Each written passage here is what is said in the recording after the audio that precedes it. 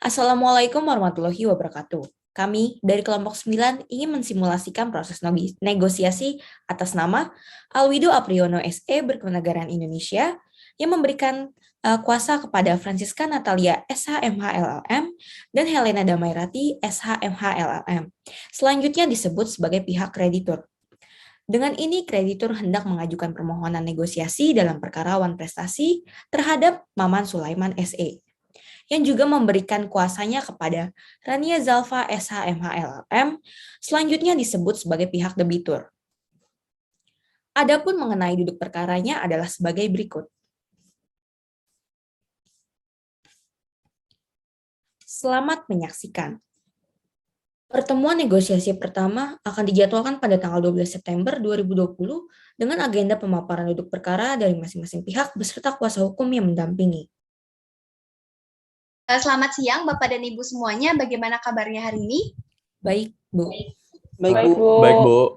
Baik, sebelumnya izinkan saya untuk memperkenalkan diri terlebih dahulu. Perkenalkan, saya Francisca Natalia sebagai kuasa hukum yang mewakili kreditur yang akan mengajak sekaligus bernegosiasi dengan pihak debitur dalam menjalankan negosiasi pada kali ini. Nah, sebelum kita lanjut pada pokok pembahasan negosiasi, saya akan menjelaskan terlebih dahulu, negosiasi ini adalah bertujuan untuk mencapai suatu kesepakatan bersama, mengurangi atau menghindari konflik yang terjadi pada tiap pihak, kemudian menyatukan semua pendapat sehingga bisa menguntungkan kedua belah pihak, dan yang paling penting terciptanya kerjasama antara kedua pihak untuk mencapai suatu tujuan masing-masing kedua pihak atau dapat disebut dengan istilah win-win solution. Nah, selanjutnya setelah Bapak dan Ibu mengetahui apa sih itu negosiasi secara singkat, maka tanpa membuang waktu lebih lama, saya akan mempersilahkan terlebih dahulu kedua belah pihak untuk saling memperkenalkan diri. Baik, bisa dimulai dari pihak debitur, silakan Pak. Baik, terima kasih Ibu Siska. Selamat siang, perkenalkan saya Maman Sulaiman dari pihak debitur. Sebelumnya saya ingin mengucapkan terima kasih juga kepada Bapak Alwido yang sudah memberikan saya kesempatan pada hari ini. Sebagaimana telah dijelaskan di atas, bahwa saya akan menyerahkan masalah ini kepada kuasa hukum saya. Terima kasih, Bu. Baik, sebagaimana pernyataan Bapak Maman Sulaiman sebelumnya, saya Rania Zalfa dari kantor hukum Adnan Buyung Nasution and Partners. Di sini saya akan bertindak sebagai kuasa hukum dari Bapak Maman Sulaiman. Terima kasih. Baik, selamat siang. Perkenalkan, saya Alwido Supriyono selaku pihak kreditur. Saya juga menyerahkan segala permasalahan negosiasi ini kepada kuasa hukum saya. Terima kasih.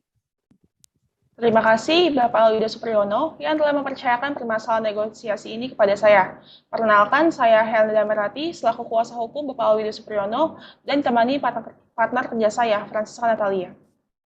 Nah, tetapi sebelum kita masuk dalam tahap pembahasan negosiasi, karena sudah masuk jam makan siang juga, maka kita akan break sebentar sambil Bapak dan Ibu dapat menyiapkan proposal negosiasi untuk masing-masing pihak. Begitu ya, Bu? Baik, selamat siang semuanya. Selamat siang. Selamat siang.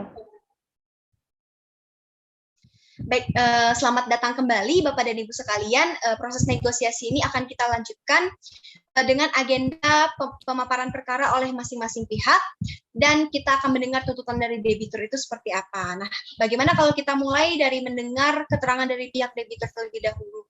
Apakah Bapak dan Ibu setuju? Setuju, Bu Siska. Baik, Bu Siska. Setuju. Baik. Kepada pihak debitur, Pak Maman, saya persilahkan. Baik, terima kasih Bu Siska.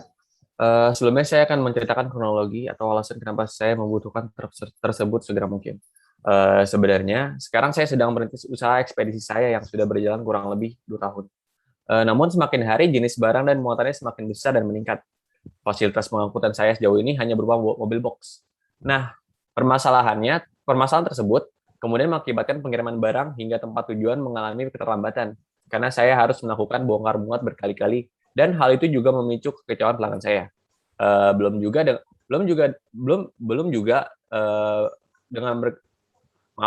dengan berkali-kali mengirim barang seperti itu, saya harus mengeluarkan modal yang lebih besar karena harus mengisi bahan bakar berkali-kali dalam sehari. Oleh karenanya, saya pun memutuskan untuk membeli beberapa truk untuk menunjang usaha saya dan memuaskan pelanggan saya.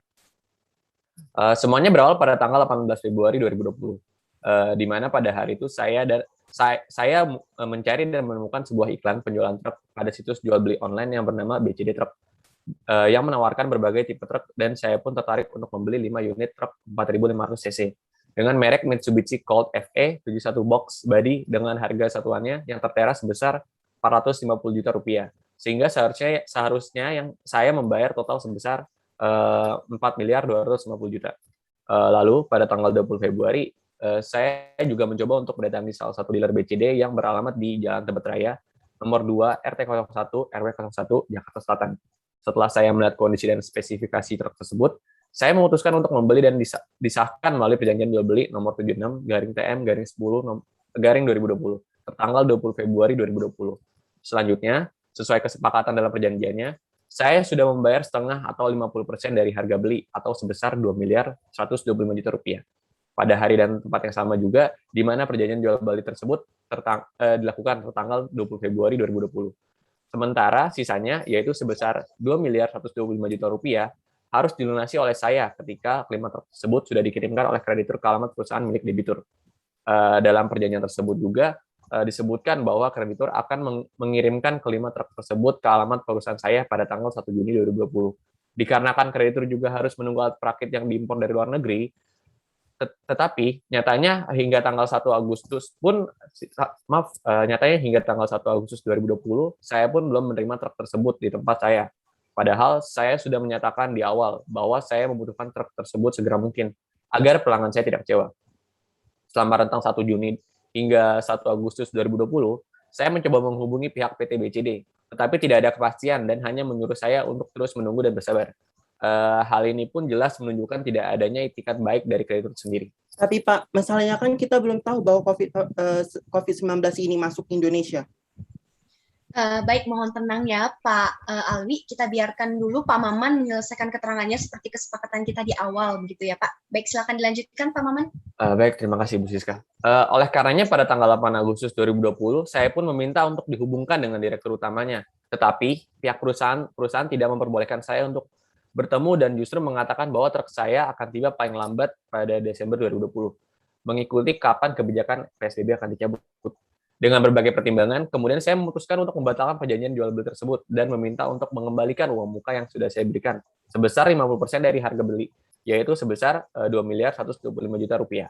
Namun, hingga sebelum proses negosiasi berlangsung, pihak kreditur tidak menyetujui opsi saya, padahal saya merasa opsi saya ini tidaklah merugikan bagi kedua pihak. Begitu, Bu. Baik, terima kasih atas tanggapannya Pak Debitur. Selanjutnya kita akan mendengarkan keterangan dari sisi kreditur. Mungkin apakah ada Pak Ali? Saya persilakan, silakan Pak.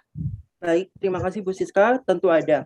Pertama-tama di sini saya merasa kecewa dengan perbuatan Pak Maman yang sudah memutuskan secara sepihak terkait perjanjian jual beli yang telah disepakati di awal, Bu.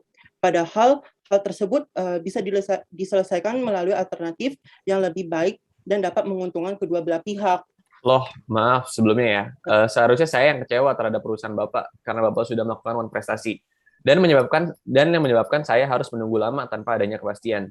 Sementara kegiatan ekspedisi saya terus berjalan dan seiring berjalannya waktu, saya juga mengeluarkan banyak biaya untuk kegiatan ekspedisi tersebut.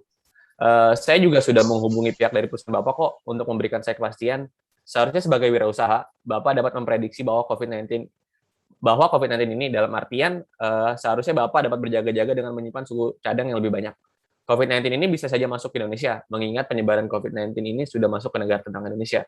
Dan pemerintah Indonesia pastinya akan membatasi mobilisasi masyarakat seperti negara-negara lain. Kalau sudah begini, apa salah saya memutuskan untuk membatalkan perjanjiannya, Pak? Saya membayar 4,2 miliar loh, Pak, bukan 42.000. Baik, yang tenang ya Pak. Sebenarnya kita di sini hanya ingin memaparkan posisi dari masing-masing sudut pandang saja begitu, sehingga biarkan pihak kreditur untuk menyelesaikan tanggapannya terlebih dahulu ya Pak. Nanti akan ada gilirannya untuk Pak Maman. Iya, Silakan Pak saya Alis, paham. dilanjutkan. Saya di sini hanya menjelaskan bagaimana keadaan yang sebenarnya terjadi di PT BCD ini.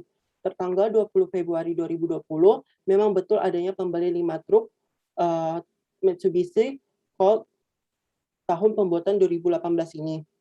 Namun, COVID-19 ini merupakan bencana yang tidak bisa diprediksi oleh siapapun. Coba Bapak pikirkan, perusahaan kami pun terkena dampak dari COVID-19 ini, di mana pusat-pusat perekonomian harus mendadak tutup. Bahkan, saya harus menombok untuk membayar gaji karyawan saya. Sehingga tidak masuk akal jika Bapak beranggapan bahwa saya sengaja tidak beretikat baik untuk memperambat proses pengiriman truk ke tempat Bapak. Selain itu, terkait permasalahan Bapak soal menghubungi pihak dealer, dan kami menyuruh Bapak bersabar karena kami tidak mengetahui kapan kebijakan PSBB ini akan berakhir. Kami bukan pemerintah, Pak. Jadi, ini sekali lagi bukan merupakan keadaan yang saya buat-buat, Pak. Posisinya sedang dalam keadaan yang memaksa. Seharusnya Bapak bisa memahami ini, terlebih di masa pandemi seperti ini di mana semua aspek pasti terkena dampak buruknya. Tidak bisa begitu dong, Pak. Bapak sendiri yang mengatakan bahwa COVID-19 ini menimpa segala sektor perekonomian, kan? Lalu Bapak bersikap egois dan tidak memikirkan bagaimana perusahaan saya. Saya juga merintis usaha loh, Pak. Masih banyak yang harus dilakukan dan ditingkatkan fasilitasnya. Saya harus membutuhkan effort lebih agar dapat memuaskan kebutuhan pelanggan saya. Dan saya juga mempunyai pegawai untuk digaji loh, Pak. Bapak mau bertanggung jawab jika terjadi penurunan pendapatan dalam perusahaan saya. Betul, Pak. Ini bisa dibicarakan baik-baik. Saya tidak masalah dengan pengembalian uang muka, tetapi jika saya harus menambah ganti rugi dengan menambah bunga sebesar 10%, hal itu dirasa sangat tidak sangat berat, Pak, untuk perusahaan kami. Terus terang, Bapak pun perlu mengetahui bahwa perakitan truk Bapak ini sudah memasuki tahap finishing kan, dan kami pun sudah memesan suku cadang dan tinggal menunggu suku cadang tersebut tiba di tempat perakitan.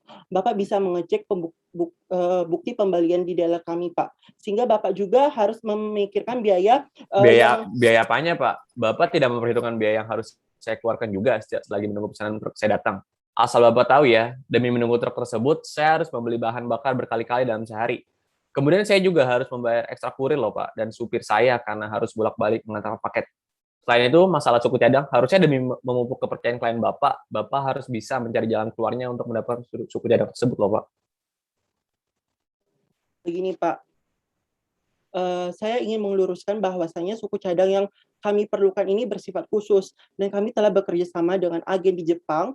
Jika kami membeli dari dealer di Indonesia, tidak disertai dengan garansi, Pak. Bapak pasti tidak inginkan produk kami memberikan produk palsu dan kemudian rusak. Pasti tidak akan ada pertanggungjawaban dari kami atas kerusakan tersebut, Pak. Sudahlah, Pak. Semua ini bisa kita selesaikan dengan secara baik-baik. Tolonglah, Pak. Kita harus memikirkan posisi masing-masing, kan?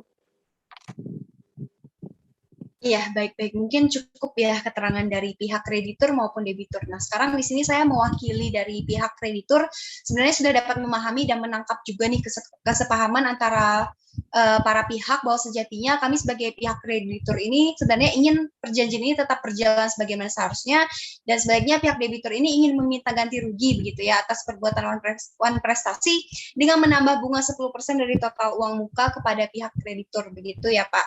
Nah, namun sebenarnya di sini kami merasa sedikit kesulitan begitu ya, Pak, untuk menyanggupi permintaan Pak Maman karena kondisi daripada kreditur begitu ya, Pak. Kreditur pun bingung begitu untuk bagaimana memberikan ganti rugi dalam waktu yang singkat, karena kreditur pun juga memiliki ataupun mengalami kesusahan untuk membayar gaji karyawan dan biaya operasional dealer. Dan kembali lagi, jika bukan karena force majeure akibat COVID-19, kelima truk tersebut pasti sudah tiba tepat waktu di perusahaan Bapak. Seperti itu, Pak. Ini sepertinya pihak debitur tampaknya hanya berkelit soal COVID-19 sebagai force majeure saja ya. Sebenarnya dalil force majeure ini tidak dapat digunakan dalam perjanjian jual beli tersebut. Kenapa? Karena kita lihat sendiri pihak debitur dan kreditur belum memasukkan klausul mengenai COVID-19 sendiri dalam ketentuan force majeure. Sehingga dari salah satu pihak yang wanita transaksi tidak serta-merta dapat menunda atau membatalkan perjanjian tersebut dengan alasan pandemi COVID-19. Hal ini dapat kita lihat di pasal 1338 BW, di mana setiap perjanjian tersebut dibuat secara sah dan berlaku sebagai undang-undang bagi mereka yang membuatnya. Maka dari itu, kedua belah pihak hanya melaksanakan perjanjian sesuai klausul perjanjian dan dilarang melaksanakan perjanjian di luar klausul perjanjian yang telah disepakati. Bagaimana tanggapan dari pihak kreditur?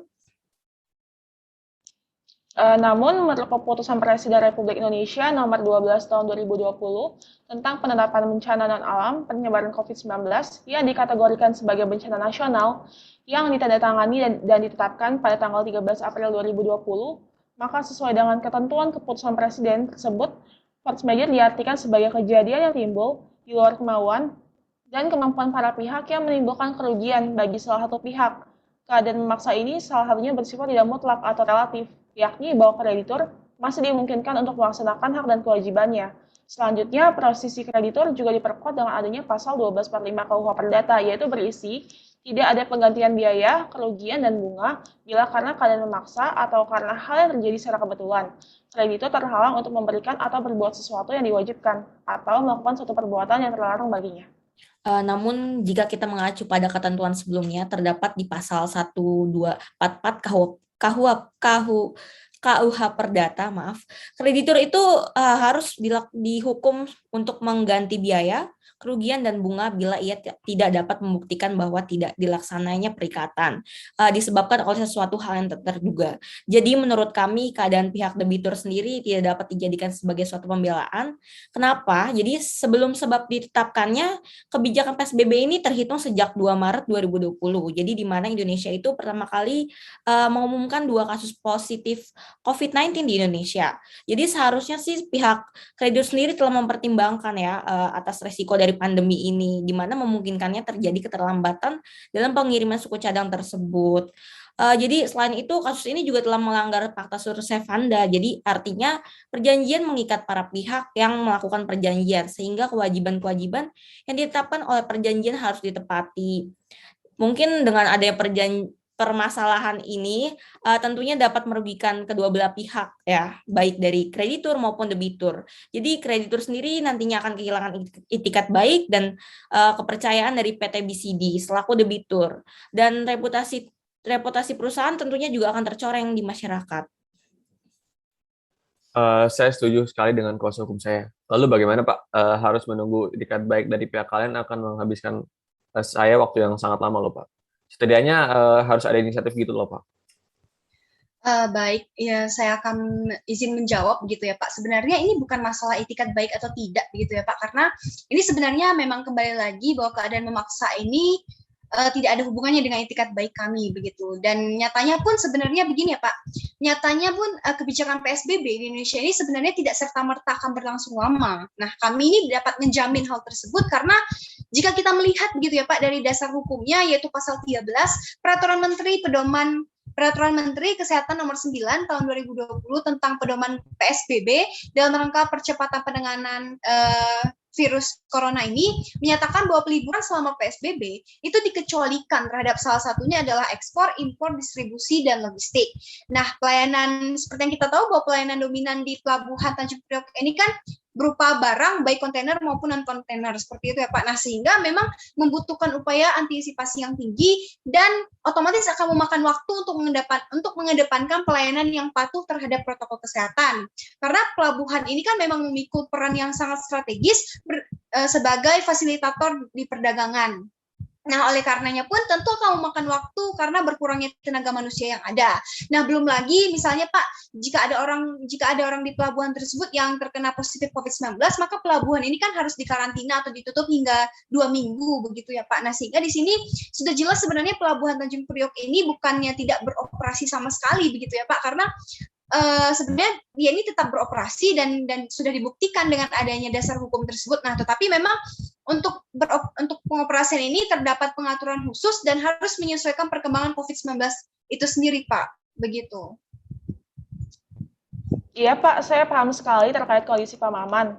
Namun di sini Bapak juga seharusnya memikirkan kami, Pak. Perjanjian ini kan sudah disepakati di awal, masa hanya gara-gara masalah yang diakibatkan oleh keadaan memaksa sampai harus begini. Saya juga tidak bermaksud untuk menipu Bapak. Dan perihal tunggu-menunggu daripada tidak ada inisiatif mengganti rugi dalam jangka waktu yang dekat, kenapa tidak dipikirkan alternatif lain agar kita sama-sama tidak terbebani, Pak? Karena pun mengacu pada pasal 1267 KUH Perdata, yaitu berisi pihak yang terhadapnya perikatan tidak dipenuhi dapat memilih memaksa pihak yang lain untuk memenuhi persetujuan jika hal itu masih dapat dilakukan atau menuntut pembatalan persetujuan dengan penggantian biaya, kerugian, dan bunga. Dengan ini dinyatakan bahwa selama perjanjian jual beli ini masih dapat dilakukan walaupun terkendala karena efek pandemi COVID-19, maka kami dari pihak kreditur akan mengambil jalan tengah atau win-win solution dengan melakukan ganti rugi asalkan perjanjian ini tidak dibatalkan secara sepihak.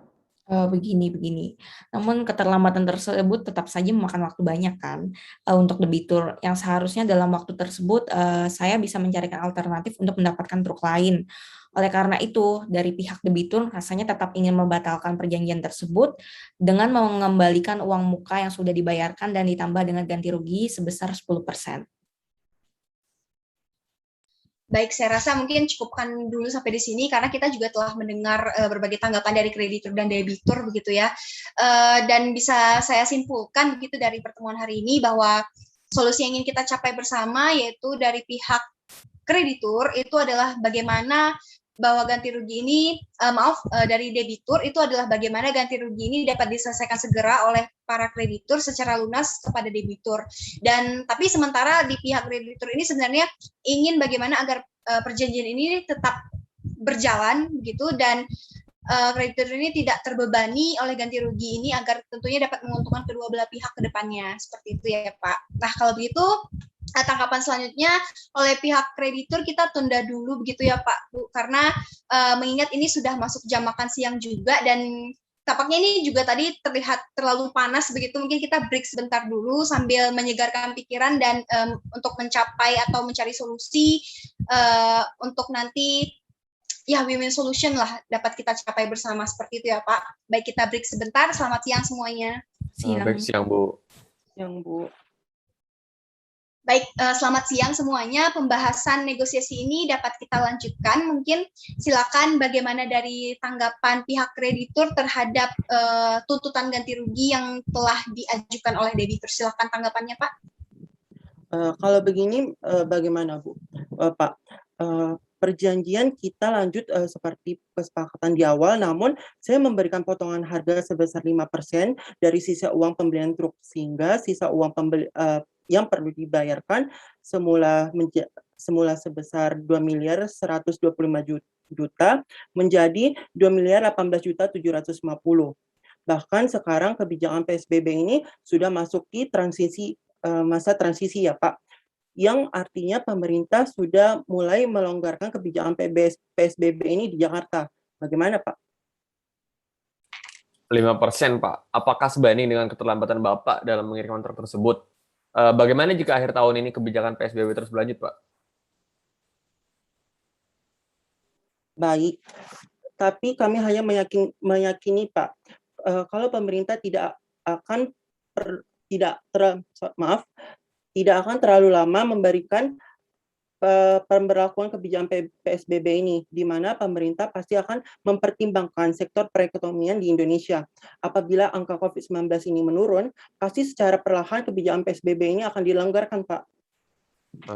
Kalau begitu, seharusnya Bapak memberikan potongan harga menyesuaikan dengan lama waktu pembatasannya dong, Pak. Jika saya harus menunggu akhir tahun dengan potongan harga yang sama, itu artinya Bapak membuang-buang waktu dan biaya ekspedisi saya, Pak. Bapak harus melihat dari sisi saya juga dong, Pak. Jangan egois begitu. Iya, baik, Pak. Saya tidak egois, Pak. Saya hanya ingin mencarikan solusi yang baik. Karena potongan harga 5% tersebut juga mengakibatkan kami harus kehilangan pendapatan yang terbilang besar, Pak. Saya pun merasa bahwa titik terang dari permasalahan ini sudah hampir di depan mata. Dan saya juga memaklumi keadaan dan kondisi yang kemungkinan akan terjadi ke depannya. Namun, saya ingin meminta pengertian dari Bapak, selaku debitur, untuk memberikan saya waktu agar dapat mendiskusikan hal ini lebih lanjut bersama internal perusahaan yang kepada internal perusahaan saya mengenai bagaimana pemotongan harga dan batas waktunya agar nanti dapat tercapai kesepakatan yang menguntungkan kedua belah pihak. Bagaimana, Pak? Iya, betul Pak. Jadi bagaimana dengan pihak debitur, apakah berkeberatan begitu ya untuk menunggu kreditur berdiskusi terlebih dahulu, karena mengingat angka ganti rugi yang diinginkan oleh debitur ini kan bukan merupakan nominal yang kecil begitu ya Pak, dan sehingga pihak kreditur ini dirasa perlu waktu lebih begitu untuk mendiskusikan lebih dalam terkait hal ini. Bagaimana Pak? Saya sih tidak ada masalah ya Bu ya. Selama saya juga berharap pihak kreditur dapat mengubah potongan harga dan batasan waktunya menjadi lebih baik dan dapat diterima, saya tidak masalah Bu. Baik, kalau begitu akan dibicarakan terlebih dahulu ya Pak, karena sudah tidak ada tambahan, pertemuan hari ini akan saya cukupkan sampai di sini ya Pak, Bu. Agenda terakhir kita akan jatuh pada 19 September 2020, guna menyimpulkan dan menyepakati isi perdamaian kedua belah pihak. Pertemuan akan diadakan di Zoom pada jam 3 sore seperti biasa ya Pak, Bu. Apakah Bapak dan Ibu bersedia? Saya bersedia, Bu. Saya bersedia, Bu. Baik, terima kasih atas pengertiannya ya. Saya akhiri meeting pada hari ini. Selamat sore dan selamat melanjutkan aktivitas. Sore, Bu. Selamat sore bagi kedua pihak. Saya rasa dengan adanya negosiasi tertanggal 12 September 2020, agenda negosiasi kita yaitu penentuan solusi terakhir untuk dilaksanakan kedua pihak. Bagaimana jika kita mulai dari pihak kreditur terlebih dahulu? Silakan. Baik, terima kasih kesempatannya. Jadi setelah pihak kreditor berdiskusi panjang dengan internal perusahaan, dengan berbagai pertimbangan termasuk kondisi COVID-19 yang tidak menentu ini, pihak perusahaan memutuskan untuk memberikan bentuk potongan harga yang dimaksud beserta batasan waktu hingga akhir 2020. Yang pertama, jika tertanggal hari ini yaitu 19 September hingga 30 November, Pelabuhan Tanjung Priok sudah dapat beroperasi. Kreditur akan memberikan potongan sebesar 5% dari harga sisa sehingga debitur membayar sebesar 2.018.750.000. Namun, jika dalam rentang waktu dari 30 November hingga 30 Desember, Pelabuhan Tanjung Priok belum dapat beroperasi, maka kreditur akan memberikan potongan sebesar 10% dari harga sisa, sehingga kreditur membayar sebesar 1.912.500.000. Namun, kreditur akan menggunakan suku cadang melalui distributor agen yang ada di Indonesia dengan masa garansi hanya selama 3 bulan. Lewat dari 3 bulan, kerusakan menyangkut suku cadang tersebut bukan merupakan tanggung jawab perusahaan kreditur. Sisa pembayaran tentu dilakukan sesuai dengan kesepakatan di awal, yaitu ketika truk tersebut sudah tiba di alamat Bapak. Pihak kreditur mengambil keputusan ini juga atas dasar pihak internal perusahaan juga. Setelah melakukan analisis, jadinya bahwa kebijakan PSBB ini tidak dapat berlangsung hingga tahun depan. Karena kita pun dapat berkaca dari berbagai kebijakan PSBB sebelumnya, yang bertahan tidak lebih dari 3 bulan secara berturut-turut. Dan pemerintah pun pasti mengerti akan kondisi ekonomi masyarakat, sehingga ini sudah merupakan penawaran paling baik yang kami bisa berikan kepada pihak debitur sebagai salah satu pelanggan setia kami. Bagaimana penawaran kami, Pak? Apakah Bapak setuju? Mungkin untuk kesepakatan yang pertama saya setuju ya, karena saya juga sudah melihat peraturan yang ada bahwa selama kebijakan PSBB ini, sebenarnya Pelabuhan Tanjung Priok tetap beroperasi.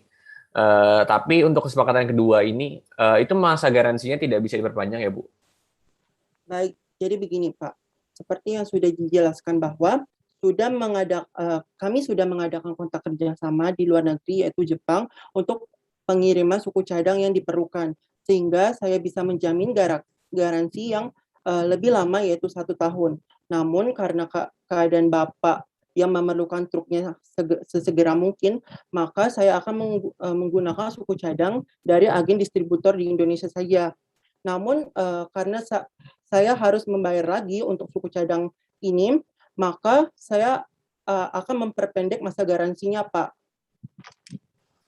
Tapi Pak, ini cuma 3 bulan ya, nggak bisa 6 bulan saja. Nanti kalau rusak saya harus perbaiki kemana, Pak?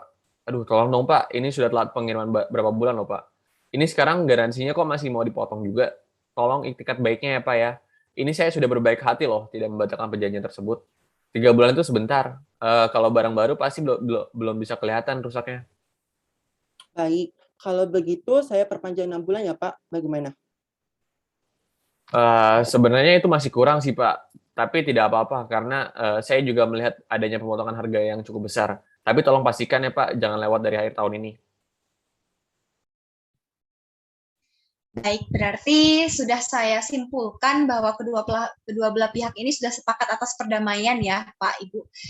Di mana perjanjian ini tetap berjalan sesuai dengan kesepakatan di awal, dan untuk membayar waktu menunggu dari debitur, pihak kreditur memutuskan untuk memberikan potongan harga dan batasan, yaitu yang pertama adalah jika tertanggal hari ini, yaitu 19 September hingga 30 November, Pelabuhan Tanjung Priok sudah beroperasi, maka kreditur akan memberikan potongan sebesar 5% dari harga sisa, sehingga debitur hanya membayar sebesar 2.018.750.000. Dan yang kedua, jika dalam rentang waktu dari 30 November hingga 30 Desember, Pelabuhan Tanjung Priok belum dapat beroperasi, debitur akan memberikan potongan sebesar 10% dari harga sisa, sehingga debitur membayar sebesar 1.912.500.000 dengan masa garansi 6 bulan. Baik, untuk akta perdamaian akan saya susun dalam jangka waktu 7 hari, terhitung mulai dari hari ini ya Pak, Bu. Kemudian tampaknya kita perlu bertemu nih untuk menandatangani akta tersebut secara fisik. Dan kemarin kami sudah sempat mendiskusikan begitu dengan pihak kreditur, bahwa kreditur di sini merasa lebih baik kita bertemu di dealer saja begitu Pak, agar lebih formal kelihatannya. Bagaimana kalau dari pihak debitur Pak? Baik, saya setuju Bu. Dealernya juga lumayan dekat kok dari tempat saya, jadi saya tidak masalah. Baik, kalau begitu pertemuan kita selanjutnya adalah penandatanganan akta perdamaian oleh kedua belah pihak di dealer PT BCD yang beralamat di Jalan Tebet Raya, nomor 2 RT 1 RW 1 Jakarta Selatan, pukul 1 siang mungkin ya, setelah makan siang. Bagaimana Bapak dan Ibu? Ya, Setuju Bu. Setuju.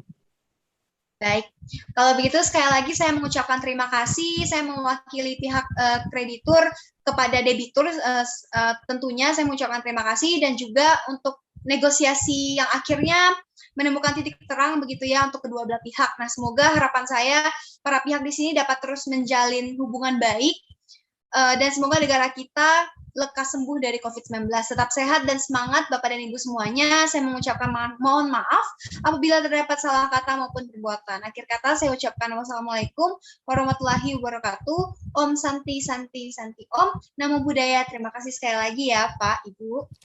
Baik, terima kasih Bu. Terima kasih. Terima kasih, Bu. Akhirnya, setelah melewati berbagai pertemuan yang diisi dengan perdebatan dan ketegangan, akhirnya kedua belah pihak memutuskan untuk sepakat terhadap satu win-win solution. Sehingga kreditur tetap dapat mendapatkan pemasukan dan debitur tetap mendapatkan truk tersebut dengan kualitas suku cadang yang sama. Sekian simulasi yang telah kelompok kami tampilkan. Terima kasih.